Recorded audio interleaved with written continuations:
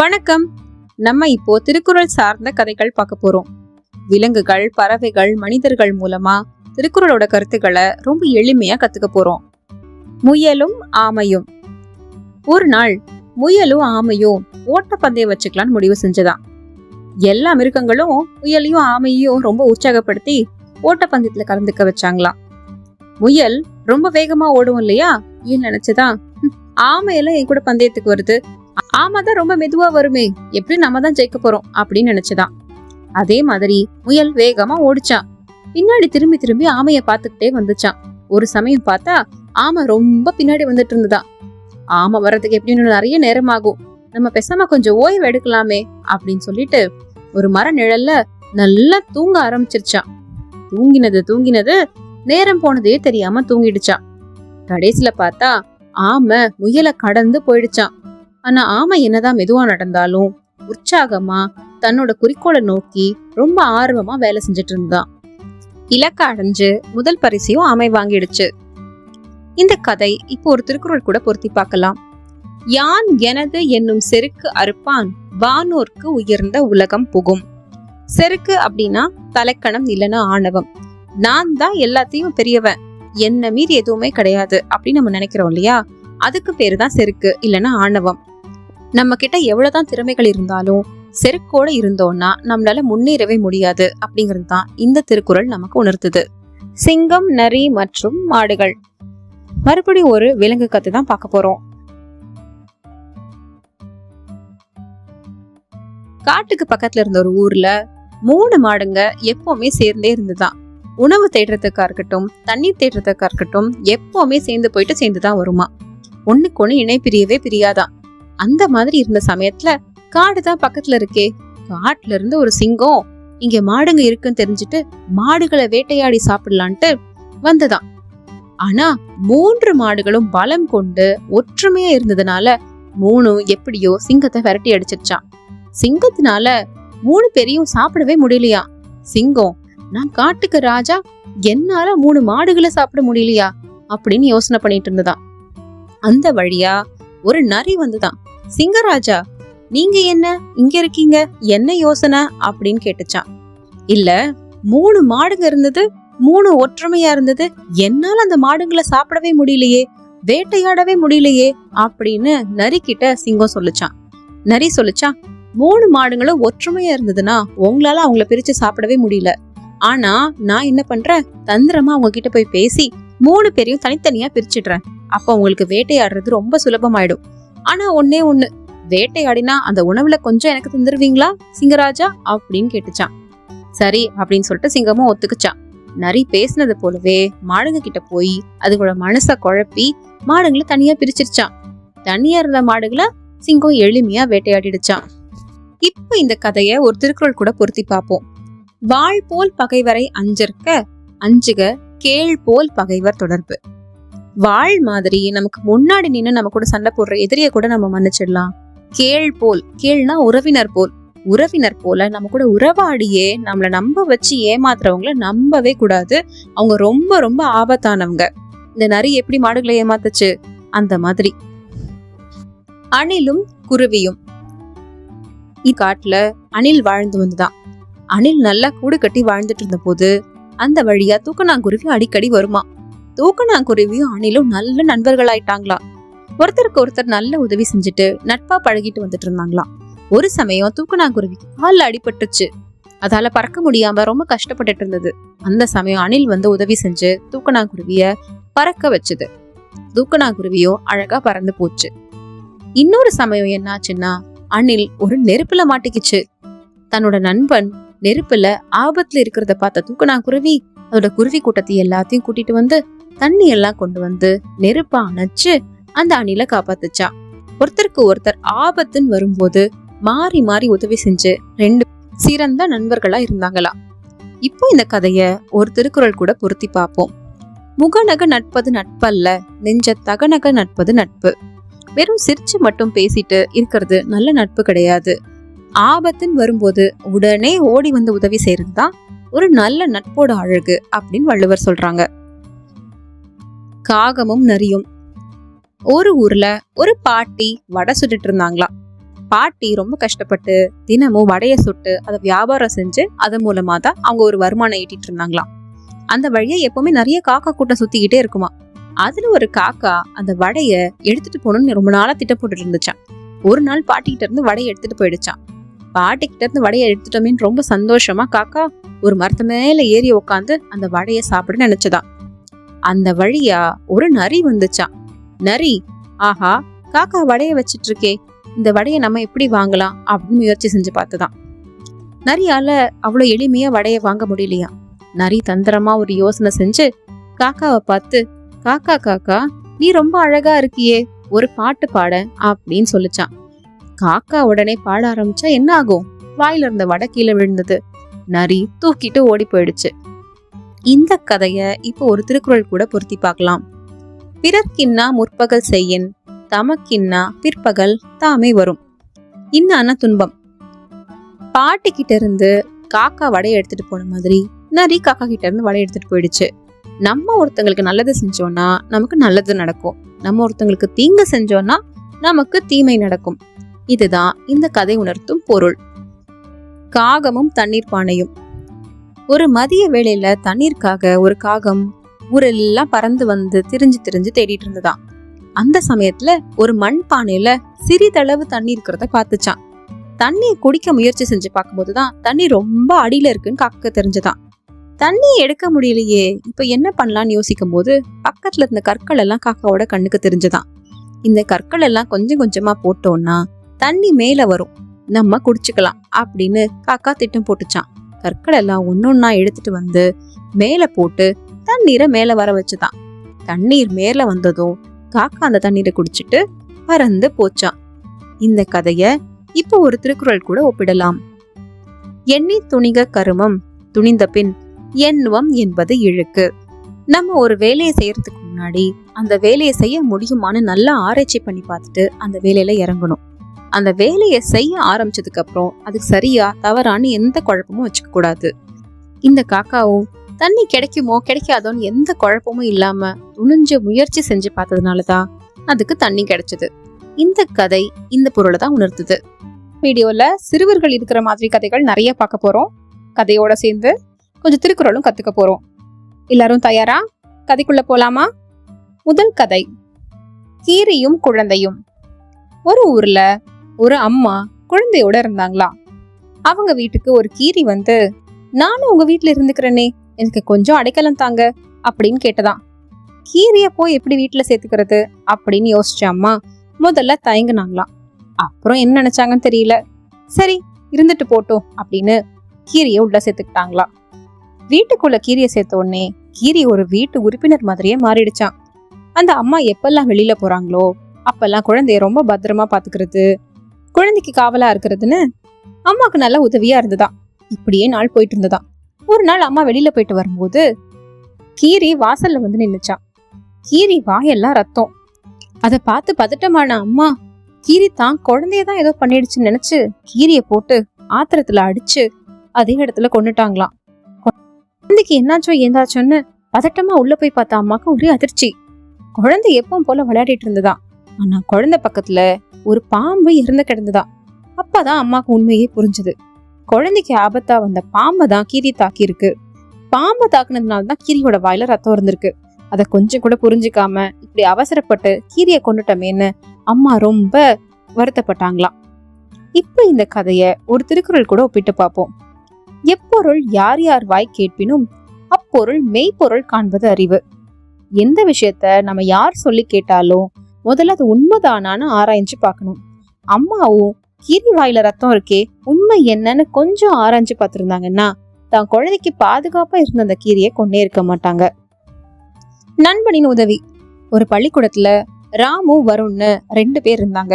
வகுப்புல எப்பவுமே வருண் நிறைய பரிசுகளையும் பாராட்டுகளையும் வாங்கிட்டே இருப்பான். ராமு என்னதான் நல்லா படிக்கிற பையனா இருந்தாலும் வருண் மாதிரி இருக்க முடியலையேங்கிற பொறாமையில வருணை எப்ப பாரு ஏதாவது சொல்லிட்டே இருப்பான். அவனை மத்தவங்க கிட்ட மாட்டி விடுறது, அவனை எல்லாரும் முன்னாடியும் திட்டுறதுன்னு எப்பவுமே அவமானப்படுத்திட்டே இருப்பான். வருண் ரொம்ப கஷ்டப்படுவான். ஒரு நாள் காலையில பள்ளிக்கு வந்துட்டு இருந்த போது ராமு கார் விபத்துல அடிபட்டு கீழே விழுந்துட்டான். அவனுக்கு நிறைய ரத்தப்போக்கு ஏற்பட்டுச்சு. அங்க இருந்தவங்க எல்லாரும் ராமுவை மருத்துவமனையில அனுமதி செஞ்சாங்க. ராமுவை பார்க்க மருத்துவமனைக்கு போன வருண் ராமுக்கும் தனக்கும் ஒரே ரத்த வகைதான் அப்படின்னு தெரிஞ்சுக்கிட்டு ராமுவோட நிலைமையை அறிஞ்சு ராமுக்கு ரத்தம் கொடுத்தது மட்டும் இல்லாம ராமு கூடயே இருந்து ராமு தேர்ச்சி பெறத்துக்கு உதவி செஞ்சான். ராமு அவனுக்கு கெடுதலே செஞ்ச போதும் அதை மறந்துட்டு ராமுக்கும் நல்லதுதான் செஞ்சான்.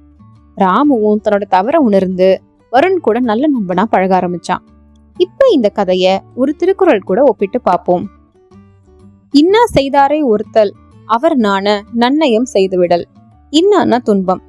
நமக்கு ஒருத்தங்க துன்பமே செஞ்சிருந்தாலும் பழிக்கு பழி அப்படின்னு போய் நிக்காம அவங்க செஞ்ச கெட்டதெல்லாம் மறந்துட்டு அவங்களுக்கு நன்மை செய்யறது தான் ஒரு சிறந்த அறம் அப்படின்னு வள்ளுவர் சொல்றாரு. கல்வி. ராஜு என்னதான் ஒரு நல்ல பையனா இருந்தாலும் படிப்புல மட்டும் ராஜுக்கு ஆர்வமே இருக்காது. புத்தகத்தை திறந்தாலே ஒரே தூக்கமா வரும். புத்தகத்து மேலேயும் படிப்பு மேலேயும் ஆர்வமே இல்லாம எப்பவுமே வெறுப்பாவே இருப்பான். அவங்க அம்மாவும் அப்பாவும் அவனுக்கு எவ்வளவு அறிவுரை சொல்லி கூட அவன் கொஞ்சம் கூட மாறவே இல்லை.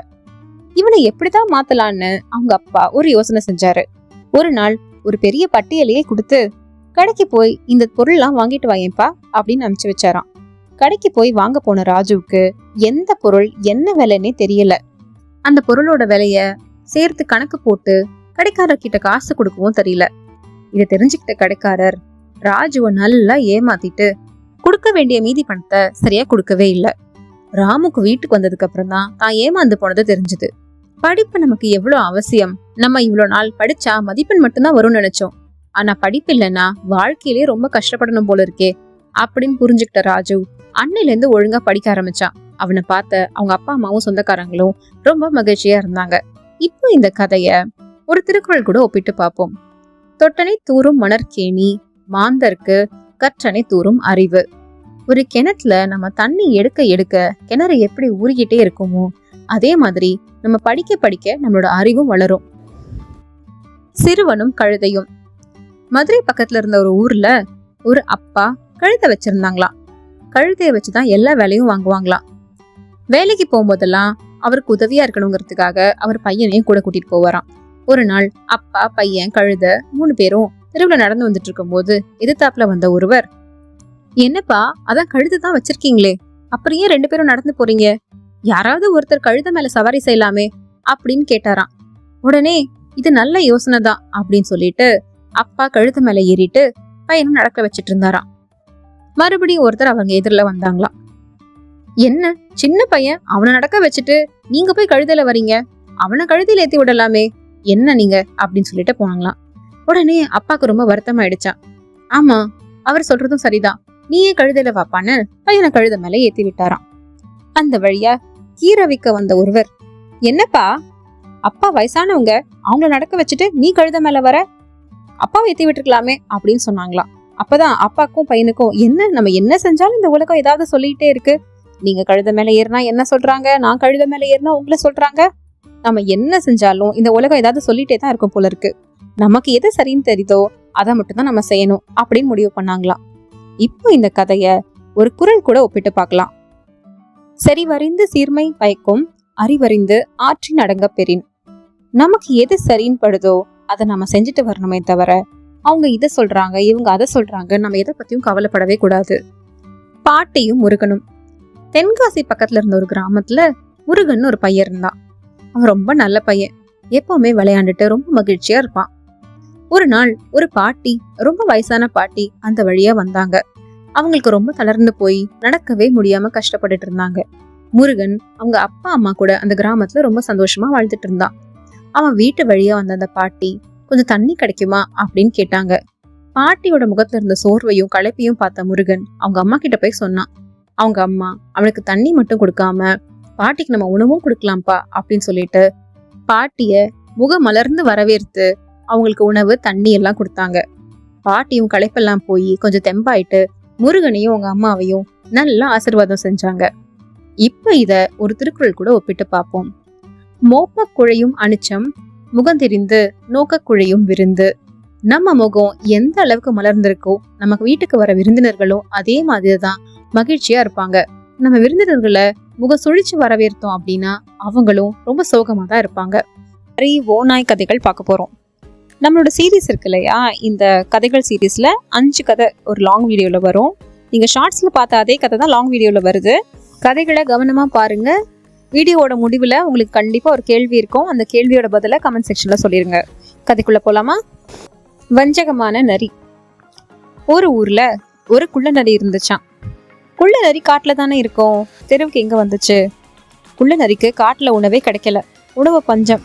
சரி, நம்ம எங்கேயாவது தெருவில் போய் உணவு கிடைக்குமான்னு பார்க்கலான்னு சொல்லிட்டு காட்டுல இருந்து ஊருக்கு வந்துச்சு. ஊர்ல தான் தெருநாய்கள் இருக்குமே, இந்த குள்ள நரியை சேர்த்துக்கவே இல்லை. குள்ள நரி மட்டும் வித்தியாசமா இருக்கு இல்லையா? தெருநாய்கள் கூட்டமா இருக்கு. கூட்டமா இருக்கிறவங்க தானே எப்பவுமே ஸ்ட்ராங்கா இருப்பாங்க. அவங்க எல்லாம் சேர்ந்து இந்த குள்ள நரியை துரத்தி விட்டுறாங்க. உணவு கிடைக்காத அந்த குள்ள நரி நம்ம தினமும் சாப்பிடணும்னா நம்ம எதையாவது ஒரு திட்டத்தை வந்து போடணும் அப்படின்னு முடிவு பண்ணிட்டு நீல சாயம் இருக்கிற ஒரு டப்பாவை கண்டுபிடிச்சிருக்கு. இந்த நீல சாயம் இருக்கிற டப்பால குதிச்சிட்டோம்னா நம்மளும் நீளமா மாறிடுவோம். நீல கலர்ல நம்மளை பார்த்தா கண்டிப்பா அந்த நாய்ங்க பயந்துரும். அவங்களோட பயத்தை பயன்படுத்தி நம்ம டெய்லி உணவு சாப்பிடலாம் அப்படின்னு சொல்லிட்டு இந்த நரி பிளான் பண்ணிருக்கு. அதே மாதிரி நீல சாயம் பூசிட்டு வந்த உடனே எல்லா நாய்களுக்கும் ஒரே பயம். வித்தியாசமா இருக்கு இல்லையா இந்த மிருகம்? இது கண்டிப்பா ஏதோ வினோதமான ஒரு மிருகம், இது நம்மள ஏதாவது பண்ணிருங்கிற பயத்திலேயே அதுகிட்ட போய் யாருமே எதுவுமே பண்ணல. இந்த சமயத்தை நல்லா பயன்படுத்தின அந்த நரி என்ன பண்ணுச்சு? தினமும் வயிறார சாப்பிட்டுச்சு. ஒரு நாள் மழை பெஞ்சது. மழை பெஞ்சா என்ன ஆகும்? நீல சாயம் கரைஞ்சிரும் இல்லையா? நரியோட நீல சாயம் எல்லாம் போயிடுச்சு. நாய்ங்களுக்கு கண்டுபிடிச்சிருச்சுங்க. ஓஹோ, நீ அந்த பழைய நரி தானா? நீ வந்து நீல சாயம் பூசிட்டு வந்து இத்தனை நாள் எங்களை ஏமாத்திருக்க அப்படின்னு கண்டுபிடிச்சு திருநாய்ங்க எல்லாம் சேர்ந்து மறுபடியும் நிறைய விரட்டி விட்டுருச்சு. இப்போ இந்த கதைய ஒரு திருக்குறள் கூட ஒப்பிடலாம். வஞ்ச மனத்தான் படிற்றொழுக்கம், பூதங்கள் ஐந்தும் அகத்தே நகும். வஞ்சகம்னா சூழ்ச்சி. மற்றவங்களுக்கு கெடுதலான ஒரு விஷயத்த செஞ்சா அதுக்கு பேர் தான் சூழ்ச்சி. இந்த வஞ்சக எண்ணத்தோட அந்த நரி காட்டை விட்டு தப்பிச்சு வந்து இந்த நாய்களை ஏமாத்தினாலும் என்ன ஆச்சு? ஒரு சமயம் மாட்டிக்கிச்சு இல்லையா? அந்த மாதிரி தவறு செஞ்சுட்டே இருக்கிறவங்க அப்படியே இருக்க மாட்டாங்க. ஏதாவது ஒரு டைம்ல கண்டிப்பா மாட்டிப்பாங்க. அதனால யாராவது தவறு செஞ்சாங்கன்னா ஐம்பூதங்களான நிலம், நீர், காற்று, ஆகாயம், நெருப்பு, இந்த 5 பூதங்களும் எப்படி உனக்கு தண்டனை கிடைக்க போது பாரு அப்படின்னு அவங்களுக்குள்ளேயே சிரிச்சுப்பாங்களாம். அதுதான் இந்த குறளோட பொருள். கதை நம்பர் 2, ஓநாயின் கேலி.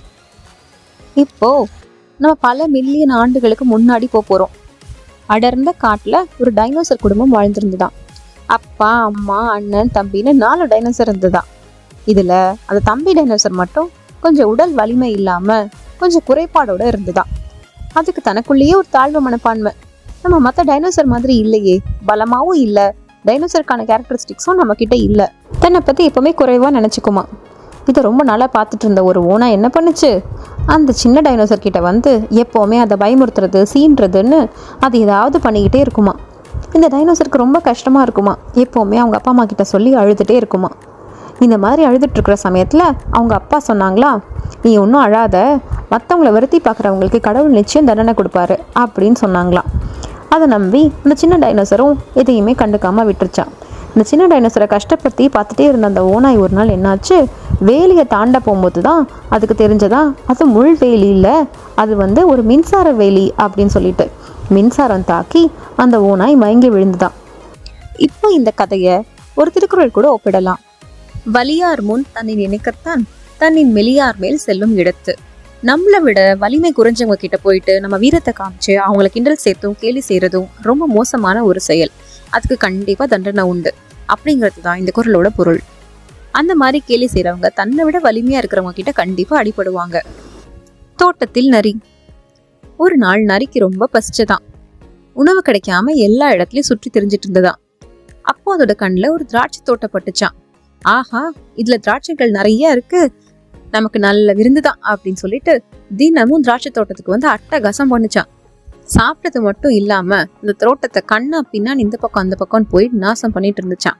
இத தோட்டக்காரர் பார்த்துட்டே இருந்தாராம். இந்த நரிதான் வந்து இந்த வேலையை பண்ணுதா அப்படின்னு சொல்லிட்டு தோட்டத்துக்கு ஒரு பெரிய வேலி போட்டு விட்டாராம். நரி வேலியை தாண்டி உள்ள போக முடியலல்ல. திராட்சை பழங்களை பறிக்கிறதுக்கு எவ்வளவு முயற்சி பண்ணி கூட அதால உள்ள போக முடியல. அப்பதான் தன்னோட கெப்பாசிட்டி என்னன்னு அதுக்கு புரிஞ்சுதான். இதுக்கு மேல முயற்சி பண்றது வேலைக்காகாதுன்னு புரிஞ்சுக்கிட்டு அந்த இடத்த விட்டு போச்சான். இப்போ இந்த கதைய ஒரு திருக்குறள் கூட ஒப்பிடலாம். உழவரை தூக்காத ஒப்புரவாண்மை வளவரை வல்லை கிடும். இந்த உலகத்துல நடக்கிற விஷயங்களுக்கு ஏத்த மாதிரி நம்மள மாத்திக்கிட்டு நம்ம தகுதி என்னன்னு ஆராய்ஞ்சு அதுக்கேத்த மாதிரி செயல்படுறவங்களுக்கு தோல்வி கிடையாது. அந்த மாதிரி செயல்படாம இந்த மாதிரி முயற்சி பண்ணிக்கிட்டே இருந்தா நமக்கு ஏமாற்றம் தான் மிஞ்சம். கதை நம்பர் 4, ஓநாயின் கதி. ஒரு ஊர்ல 3 பன்றிகள் இருந்ததாம். 3 பன்றிகளும் அக்கா தங்கைங்க. ரொம்ப பாசமா பழகி வந்தாங்களாம். அவங்க வீடு ரொம்ப வசதியான வீடா இருந்தா கூட அவங்க அம்மா ஒரு நாள் அவங்கள கூப்பிட்டு, நீங்க 3 பேர் பெரியவங்களாயிட்டீங்க, இப்போ உங்களுக்குன்னு வீடு கட்டி தனியா போயிடுங்க அப்படின்னு சொன்னாங்களாம். சரி, அவங்க அம்மா சொன்னதை கேட்டு முதல் பன்றி அதோட வீடை வைக்கோலால கட்டுச்சான். 2வது பன்றி அதோட வீடை மரத்தினால கட்டுச்சான். இந்த 3 பன்றிகளிலேயே புத்திசாலி பன்றியானது 3வது பன்றி தான். அது யோசிச்சுதான், நம்ம வீடு எல்லாத்த விட உறுதியாகவும் நல்ல பலமாகவும் ரொம்ப நாள் வர்ற மாதிரியும் இருக்கணும். அப்ப என்ன பண்ணலான்னு யோசிச்சு செங்கலாலையும் சிமெண்டாலையும் கட்டி வச்சிருச்சான். இதை பார்த்துட்டே இருந்த ஒரு ஓநாய் என்ன பண்ணுச்சான், 3 பன்றிகளும் தனியா கிடைச்சிருச்சு, இவன் நல்ல விருந்தா பயன்படுத்திக்கலான்னு யோசிச்சுதான். முதல் பன்றி வீட்டுக்கு போயிட்டு, கதவை துறையேன், நான் உனக்கு நண்பனா இருக்கேன் அப்படின்னு சொல்லிச்சான். முதல் பன்றி உஷாராயிடுச்சான், இது நம்மள சாப்பிடதான் திட்டமிட்டிருக்குன்னு சொல்லிட்டு கதவை திறக்கவே இல்லையா. 2வது பன்றி வீட்டுக்கும் போயிட்டு, நான் உனக்கு நண்பனா இருக்கேன், கதவை துறையேன் அப்படின்ட்டுச்சான். 2வது பன்றியும் இந்த ஓநாயை நம்பாம திறக்கவே இல்லையா. இந்த 2 பன்றிகளும் தன்னோட தங்கை பன்றியான 3வது பன்றி வீட்டுக்கு போயிட்டு இந்த மாதிரி ஓநாய் வந்துச்சுன்னு எச்சரிக்கிறதுக்காக போனாங்களாம். அப்போ அவங்க எதிர்பார்த்த மாதிரியே அதே சமயத்துல அந்த ஓநாய் வந்துருச்சான். ஓகே, ஓநாய் நம்மள சாப்பிடதான் வந்திருக்குங்கிறத புரிஞ்சுக்கிட்டவங்க ஓநாய்க்கு பாடம் புகட்டலாம் அப்படின்னு முடிவு பண்ணாங்களாம். ஓநாய் கிட்ட, வாசல் கதவு கொஞ்சம் உடஞ்சு போச்சு, நீங்க மேல சிம்னி வழியா வரீங்களா அப்படின்னு கேட்டாங்களாம். கொஞ்சம் கூட யோசிக்காத ஓநாய், உணவு கிடைக்குது அப்படின்னு சொல்லிட்டு சிம்னி வழியா இறங்கி வந்ததான். இவங்க கரெக்டா ஓநாய் வர்ற வழியில ஒரு பெரிய பாத்திரம் நிறைய கொதிக்கிற சுடு தண்ணியை வச்சிருந்தாங்களாம். ஓநாய் கரெக்டா அந்த சுடு தண்ணிக்குள்ளேயே விழுந்துருச்சான். அப்புறம் என்னாச்சு, ஓநாயோட கதி அவ்வளவுதான். எதிரதாக காக்கும் அறிவினார் கிள்ளை, அதிர வருவதோர் நோய்.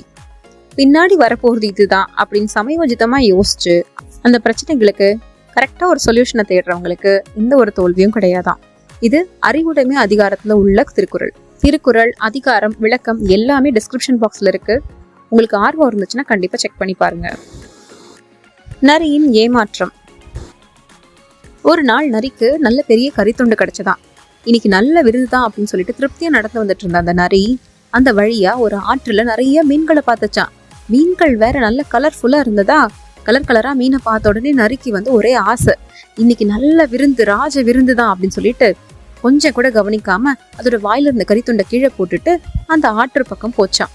அந்த மீன்களோட துள்ளி குதிக்கிறத பார்த்துட்டு, ஓகே, நம்ம இன்னைக்கு சாப்பிட்டுதான் ஆகணும் இந்த மீன்களை அப்படின்னு சொல்லிட்டு நல்ல தாவி குதிச்சு மீன்களை எடுக்க போகும்போதுதான் மீன்கள் சரசரசரன் உள்ள போயிடுச்சான். அதால ஒரு மீனை கூட பிடிக்கவே முடியலையாம். எல்லா மீனும் நழுவியே போயிடுச்சான். மீன்கள் வரும் பொறுமையா காத்திருந்து நேரம் போனதுதான் மிச்சமே தவிர எந்த உணவும் கிடைக்கலையா. கையில வச்சிருந்த கறித்துண்டை வேற தொலைச்சிருச்சா. ரொம்ப ஏமாற்றத்தோட நிறைய அந்த இடத்த விட்டு திரும்பி போச்சான். இப்ப இந்த கதைய ஒரு திருக்குறள் கூட ஒப்பிடலாம். அவா என்ப எல்லா உயிர்க்கும் எஞ்ஞான்றும் தவா அப்பிறப்பினும் வித்து. அவான்னா ஆசை, பேராசை. ஆசை, பேராசை இதெல்லாம் வச்சுட்டு இருக்கிறவங்களுக்கு எப்பவுமே கண்டிப்பா அழிவு தான் வரும். அதெல்லாம் விட்டுட்டு அமைதியா அவங்க வேலையை பார்த்தோம்னா நம்ம நிம்மதியான ஒரு வாழ்க்கையை வாழலாம். அதுதான் இந்த குறளோட பொருள். கிராமத்து கதைகள் பார்க்க போறோம். மழையின் மகிமை. தென்காசி கிராமம் ரொம்ப செழிப்பா இருக்கும் இல்லையா. எப்பவுமே மழை பெஞ்சிட்டு ரொம்ப பசுமையா இருக்கும். அந்த கிராமத்துல ரொம்ப நாளா மழையே இல்லை. மழை இல்லாதனால விவசாயம் பண்ணவே முடியல. விவசாயத்துக்கு மழை தான் ஆதாரம். மழை இருந்தாதான் மண் செழிப்பா இருக்கும், நம்ம நல்லா விவசாயம் பண்ணலாம். ரொம்ப நாள் விவசாயம் பண்ண முடியாது இருக்கிறதுனால எல்லாருக்கும் வாழ்வாதாரமே இல்லாம போயிடும் இல்லையா. அவங்க எல்லாம் சாப்பிடணும்ல. அதனால எல்லாரும் வேற வேற வேலைக்கு போக ஆரம்பிச்சிட்டாங்க. சில பேர் கட்டிட வேலைக்கு போயிட்டாங்க, சில பேர் ஊரை விட்டு வெளியில போய் வேலை செய்ய ஆரம்பிச்சிட்டாங்க. அந்த ஊர்ல ரொம்ப வறுமை. சரி, இதை எப்படி சரி செய்யலான்னு எல்லாரும் சேர்ந்து கூடி ஆலோசனை செஞ்சாங்க. கிராமத்துல இந்த மாதிரி ரொம்ப நாள் மழையே வரலன்னா எல்லாரும் சேர்ந்து ஒற்றுமையா விழா எடுத்து சாமி கும்பிடலான்னு முடிவு பண்ணாங்களாம். அதே மாதிரி எல்லாரும் பொங்கல் வச்சு சாமிக்கு படைச்சு வேண்டிக்கிட்டாங்களாம். அவங்க வேண்டுதலை நிறைவேற்றுற மாதிரி அந்த வருஷம் நல்ல மழை பெஞ்சுதான். நல்லா மழை பெஞ்சதுனால மண் செழிச்சு விவசாயம் நல்லா இருந்துதான். விவசாயமும் விளைச்சலும் ரொம்ப நல்லா இருந்ததுனால அந்த வருஷத்து பொங்கல் விழாவை எல்லாரும் ரொம்ப சிறப்பா கொண்டாடினாங்களாம். இப்ப இந்த கதைய ஒரு திருக்குறள் கூட ஒப்பிடலாம். நீரின்று அமையாது உலகு யார் யாருக்கும் வானின்று அமையாது ஒழுக்கு. விவசாயத்துக்கு மழைதான் ஆதாரம். உலகம் செழிக்கிறதுக்கும் மழை ரொம்ப ரொம்ப அவசியம். மழையோட முக்கியத்துவத்தை இந்த திருக்குறள்ல வள்ளுவர் சொல்லியிருக்காரு. இது வான் சிறப்பு அதிகாரத்துல உள்ள 20வது குறள். அடுத்த கதை ஒழுக்கம். ஒரு கிராமத்துல ஒரு பண்ணையார் இருந்தாரு. பண்ணையார் ரொம்ப பணக்காரரு. அவருக்கு கீழே நிறைய வேலையாட்கள் இருந்தாங்க. அதுல 2 பேர் தான் இந்த ராமு சோமு. ராமு ரொம்ப நேர்மையானவன். ஆனா சோமு அப்படி கிடையாது. என்னதான் பண்ணையார்கிட்ட வேலை செஞ்சாலும் கொஞ்சம் பேராசை பிடிச்சவன். ஒரு சமயம் பண்ணையார் பார்க்காத நேரத்துல பண்ணையாரோட மோதிரத்தை எடுத்துட்டு வந்துட்டான். ஆனா அதை கவனிச்ச சோமு தன் நண்பனான ராமு கிட்ட, என்னதான் நீ இப்ப மோதிரத்தை எடுத்துட்டு வந்துட்டு இந்த சமயத்துக்கு உனக்கு லாபம் கிடைக்கும் நினைச்சாலும் பண்ணையார்கிட்ட நீ சேர்த்து வச்சிருக்கிற நல்ல பேர் எல்லாம் போயிடும். பண்ணையார் உன்னை வேலையை விட்டும் அனுப்பிச்சிருவாரு. இன்னைக்கு வர்ற லாபத்துக்காக தீய ஒழுக்கத்தை நம்ம எப்பவுமே கடைபிடிக்க கூடாது. நல்ல ஒழுக்கம் தான் நம்மளை என்னைக்குமே காப்பாத்தும். பரவாயில்ல, நீ தப்பு செஞ்ச, இப்ப திருந்திடு. நாளைக்கே கொண்டு போய் இந்த நகையை பண்ணையார்கிட்ட கொடுத்து நீ மன்னிப்பு கேட்டுரு. பண்ணையார் உன்னை மன்னிச்சிருவார் அப்படின்னு சொன்னாராம். சோமுக்கும் இதுதான் சரின்னு பட்டுச்சான். ராமு சொன்ன மாதிரியே பண்ணையார் என்னதான் கொஞ்சம் கோவப்பட்டாலும் சரி, தான் தவற உணர்ந்துதானே அவன் வந்திருக்கான் அப்படின்னு அவனை மன்னிச்சு விட்டாராம். இப்ப இந்த கதைய ஒரு திருக்குறள் கூட ஒப்பிடலாம். நன்றிக்கு வித்தாகும் நல்லொழுக்கம் தீயொழுக்கம் என்றும் இடும்பை தரும். நல்ல ஒழுக்கத்தை நம்ம கடைபிடிக்கும் போது மட்டும்தான் நமக்கு நற்பெயர் கிடைக்கும். தீய ஒழுக்கத்தை நம்ம கடைபிடிச்சோம்னா என்னைக்குமே கெட்ட பேரும் அவமானமும் தான் கிடைக்கும். அடுத்த கதை பேராசை. ஒரு கிராமத்துல இதே மாதிரி ஒரு விவசாயி இருந்தாராம். விவசாயி கிட்ட நிறைய கோழி இருந்துதான். அவரு ஒரு சின்ன கோழி பண்ணையே வச்சிருந்தாராம். அந்த கோழிகள்ல ஒரு கோழி மட்டும் தினமும் தங்க முட்டையிட்டுட்டே வந்துச்சான். தங்க முட்டையிடுறத ரொம்ப விசித்திரமா பார்த்த அந்த விவசாயி தினமும் அந்த தங்க முட்டையை எடுத்து சேர்த்து வச்சுட்டே வந்தாராம். சரி, ஒரு நாள் நிறைய தங்க முட்டை சேர்ந்துருச்சுன்னு அதை எடுத்துட்டு போய் கிராமத்துல இருந்து நகரத்துக்கு போய் வியாபாரம் செய்ய பார்த்தாராம். நகரத்துல தங்க முட்டைக்கு நல்ல லாபம் கிடைச்சுதான். அப்பதான் அவருக்கு, ஆஹா, இந்த கோழி தினமும் ஒரு தங்க முட்டை தருது. இது தினமும் தங்க முட்டை கொடுத்து நாம அதை சேர்த்து வச்சு இன்னைக்கு பெரிய பணக்காரன் ஆகுறது. ஒண்ணு பண்ணலாம், கோழி வயிற்று திறந்தா அத்தனை தங்க முட்டையும் நம்ம ஒரே நாள்ல எடுத்துடலாம் அப்படின்னு நினைச்சவரு வீட்டுக்கு வந்து கோழியை அறுத்து தங்க முட்டை எடுக்கலான்னு பார்த்தாராம். கோழி அறுத்ததுக்கு அப்புறம் தான் தெரிஞ்சுதான் கோழி வயிற்றுல ஒண்ணுமே இல்லையா. கோழியும் இறந்து போச்சான். அடடா, தினமும் நமக்கு ஒரு தங்க முட்டையாவது கிடைச்சிட்டு இருந்ததே, அந்த கோழியை போய் இப்படி வயிற்று அறுத்து மொத்தமா கோழியவே இறக்க வச்சிட்டமே அப்படின்னு தான் பேராசையை நினைச்சு ரொம்ப வருந்தினாராம். இப்ப இந்த கதைய ஒரு திருக்குறள் கூட ஒப்பிடலாம். இன்பம் இடையரா தீண்டும் அவாவென்னும் துன்பத்துள் துன்பம் கெடின். அவா அப்படின்னா பேராசை. வாழ்க்கையில பேராசைங்கிறது நம்ம அளவுக்கு மீறி ஆசைப்படுறது. அந்த மாதிரி ஆசைப்படும் போது துன்பம் மட்டும்தான் நம்மளுக்கு எப்பவுமே வந்து சேரும். அதுதான் இந்த திருக்குறள்ல வள்ளுவர் சொல்ற கருத்து. அடுத்த கதை நேர்மை. ஒரு ஊர்ல ஒரு விறகு வெட்டி இருந்தாராம். அந்த விறகு வெட்டி ரொம்ப கடினமான உழைப்பாளி. எப்பவுமே கஷ்டப்பட்டு வேலை செஞ்சு நல்ல பணம் ஈட்டணும்னு நினைப்பாரு. அந்த மாதிரி ஒரு சமயம் வேலை செஞ்சுட்டு இருக்கும் போது அவரோட கோடாரி தவறுதலா ஒரு ஆற்றுல விழுந்துருச்சான். தன்னோட ஒரே ஒரு கோடாரி ஆற்றுல விழுந்துருச்சேன்னு வருந்தின அந்த விறகு வெட்டி ஒரு தேவதையை நோக்கி பிரார்த்தனை பண்ணாராம். தேவதை அவர் முன்னாடி வந்து, விறகு வெட்டி என்னாச்சு அப்படின்னு கேட்டாங்களாம். தேவதையே, என்னோட கோடாரி தண்ணியில விழுந்துருச்சு, நீங்க அதை கொஞ்சம் மீட்டு தர முடியுமா அப்படின்னு கேட்டாராம். உடனே தேவதை ஒரு தங்க கோடாரியை கொண்டு வந்து, இந்த கோடாரி உங்களுதா அப்படின்னு கேட்டுதான். இல்ல தேவதையே, இது என்னோட கோடாரி கிடையாது அப்படின்னு சொன்னாராம் விறகு வெட்டி. சரி அப்படின்னு சொல்லிட்டு தேவதை மறுபடியும் தோன்றி ஒரு வெள்ளி கோடாரி எடுத்துட்டு வந்து, இது உங்களோட தான் பாருங்க அப்படின்னு சொல்லிச்சான். இல்ல தேவதையே, இதுவும் என்னோடது இல்ல அப்படின்னு சொன்னாரா விறகு வெட்டி. கடைசியா அவரோட அந்த இரும்பு கோடாரியவே கொண்டு வந்து காமிச்சு, இதுதான் உங்க கோடாரியான்னு பாருங்க அப்படின்னு சொன்னதான் தேவதை. ஆமாம், இதுதான் என் கோடாரி அப்படின்னு சொல்லி உண்மையை சொல்லிட்டு அந்த கோடாரியை வாங்கிக்கிட்டாராம். தேவதை, இது உங்க கோடாரின்னு எனக்கு முன்னாடியே தெரியும், நீங்க என்ன சொல்றீங்கன்னு பார்க்கலாம் தான் நான் இதை செஞ்சேன். ஆனா ரொம்ப நேர்மையா தங்கத்துக்கும் வெள்ளிக்கும் ஆசைப்படாம உங்க கோடாரி தான் வேணும்னு நீங்க சொன்னதுனால உங்க நேர்மையை பாராட்டி இந்த 3 கோடாரியுமே உங்களுக்கு பரிசா தரேன். நீங்க நல்லா உழைப்பாளி, இந்த 3ஐயும் வச்சு நல்லா வேலை செஞ்சு பழிச்சுக்கோங்க அப்படின்னு சொன்னாங்களாம். இப்ப இந்த கதைய ஒரு திருக்குறள் கூட ஒப்பிடலாம். நன்றே தரினும் நடுகவிந்தாம் ஆக்கத்தை அன்றே ஒழிய விடல். நமக்கு நல்லதே வருது அப்படின்னாலும் நேர்மை இல்லாத ஒரு செயலை நம்ம செய்யவே கூடாது. நேர்மையா நம்ம தகுதிக்கு என்ன இருக்கோ அதை அக்செப்ட் பண்ணிட்டு இருந்தோம் அப்படின்னா நமக்கு நல்லது மட்டும்தான் வரும். அடுத்த கதை அடக்கம். ஒரு கிராமத்துல கழுதையும் வெள்ளாடும் நல்ல நண்பர்களா இருந்தாங்களாம். கழுதைக்கு ரொம்ப பசிச்சதான். கழுதையும் வெள்ளாடும் சேர்ந்து காடு மேடெல்லாம் சுற்றி திரிஞ்சாங்களாம். ஆனா அவங்களுக்கு போதிய உணவு கிடைக்கவே இல்லையா. அந்த பூமி வறண்டு போயிருந்ததுனால உணவு கிடைக்காம ரொம்ப கஷ்டப்பட்டாங்களாம். அப்போ இந்த கழுதை என்னதான் பண்றது நண்பனே அப்படின்னு வெள்ளாட பார்த்து கேட்டுச்சான். எனக்கு தெரிஞ்ச வயல்வெளி ஒண்ணு இருக்கு, இரவு நேரத்துல போய் நம்ம அந்த வயல்வெளியில உணவு சாப்பிட்டு வந்துடலாம், உனக்கு சரிதானே அப்படின்னு கேட்டுச்சான். சரி சரி போயிட்டு வரலாம் அப்படின்னு சொல்லி கழுதையும் முடிவு செஞ்சதான். கழுதையும் வெள்ளாடும் இரவு நேரத்துல அந்த வயல்வெளியில போய் நல்லா சாப்பிட்டாங்களாம். அவங்களுக்கு வயிறு நிரம்பி ரொம்ப சந்தோஷமாயிட்டாங்களாம். வா வா போயிடலாம் அப்படின்னு வெள்ளாட சொல்லிச்சான். ஆனா கழுதையோ வயிறு நிரம்பின சந்தோஷத்துல குதிச்சு துள்ளி ஆட்டம் போட்டு அப்படியே கத்தி கத்தி கூப்பாடு போட்டாச்சா. அப்ப வெள்ளாடு, ஏ கழுதையே இப்படி கத்துற, யாராவது வந்துட்டாங்கன்னா நமக்கு ஆபத்தா போயிடாதா, கத்தக்கூடாது, அமைதியா இரு அப்படின்னு சொல்லிட்டு இருந்த நேரத்துல கரெக்டா அந்த வயலுக்கு சொந்தக்காரரான அந்த விவசாயி வந்தாராம். அந்த கழுதையும் வெள்ளாடையும் போட்டு 2 சாத்து சாத்தி அங்கிருந்து அனுப்பிச்சு விட்டாராம். இப்ப இந்த கதைய ஒரு திருக்குறள் கூட ஒப்பிடலாம். அறிவுடையார் ஆவதறிவார், அறிவிலார் அக்தரி கல்லாதவர். பின்னாடி வரப்போறது இதுதான் முன்னாடியே உணர்ந்து அதுக்கு செயல்களை செய்யறவங்க தான் அறிவுடையார். அப்படி பின்னாடி வரப்போற ஆபத்தை உணரவே உணராம அடக்கமே இல்லாம இருக்கிறவங்க அறிவில்லாதவர்கள். சரி, இப்போ கேள்வி நேரம். இந்த வீடியோல அவா அப்படிங்கிற வார்த்தையை பயன்படுத்தியிருக்கோம். அவா அப்படின்னா என்ன அப்படின்ட்டு உங்க பதில்களை கமெண்ட் செக்ஷன்ல மறக்காம சொல்லிருங்க. இந்த வீடியோ உங்களுக்கு பயனுள்ளதா இருக்கு, உங்களுக்கு ரொம்ப பிடிச்சிருக்குன்னா மறக்காம உன் நண்பர்களுக்கும் பகிர்ந்துருங்க. இந்த வீடியோக்குள்ள நீங்க சப்ஸ்கிரைப் பண்ணிட்டு பாத்தீங்கன்னா இது போல பல வீடியோக்கள் கொடுக்கணுங்கிற ஊக்கம் எங்களுக்கு வரும். அதனால மறக்காம சப்ஸ்கிரைப் பண்ணிட்டு வீடியோக்குள்ள பாருங்க. நன்றி, வணக்கம்.